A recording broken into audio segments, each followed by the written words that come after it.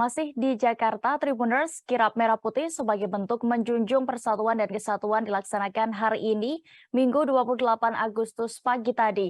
Kegiatan itu dimulai dari Monas hingga Bundaran Hotel Indonesia atau HI yang dimulai pukul 7 pagi tadi. Sebanyak 10.000 orang diperkirakan ikut dalam rangkaian kirap merah putih.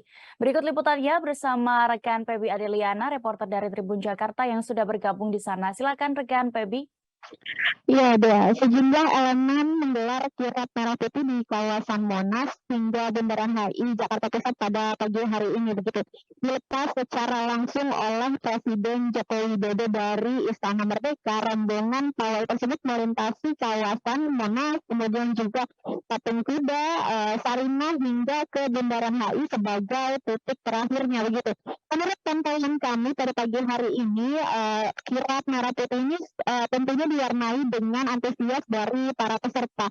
Rombongan marching band memimpin pada barisan depan dan juga diikuti oleh rombongan paskibraka dan pembawa bendera begitu Dea.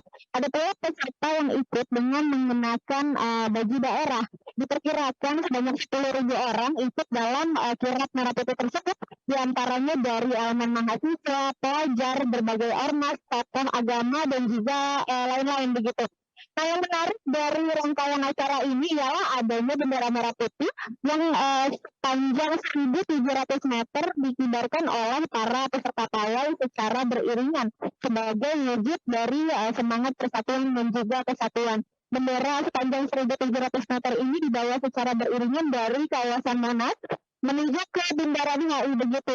Adapun suasana di Bundaran HI sendiri dimeriahkan dengan panggung utama yang diisi oleh berbagai rangkaian acara mulai dari doa lintas agama, kemudian juga ada tausiah kebangsaan, pembacaan ikrar kebangsaan dan juga musik hiburan begitu. Nah, dalam pidatonya di kawasan Bundaran HI sendiri, Kapolri Jenderal Listio Sigit Prabowo juga turut menggaungkan semangat persatuan dan kesatuan. Usai membacakan ikrar kebangsaan yang dipimpin oleh Habib Lutfi bin Yahya, Kapolri pun turut menyinggung perjuangan bangsa Indonesia saat masih dijajah oleh bangsa asing.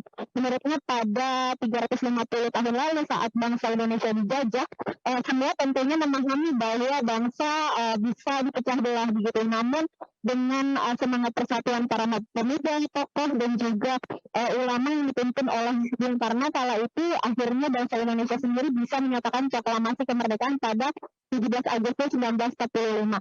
Ia pun berpesan agar masyarakat Indonesia bisa terus menggaungkan semangat kesatuan dan persatuan tersebut, sebab sudah menjadi tugas bersama sebagai warga negara untuk bisa terus menjaga keutuhan dan juga semangat persatuan dari bangsa Indonesia. Begitu Dewa, demikian. Baik, terima kasih rekan Pebi melaporkan dari Jakarta. Selamat bertugas kembali. Terima kasih sudah nonton. Jangan lupa like, subscribe, dan share ya.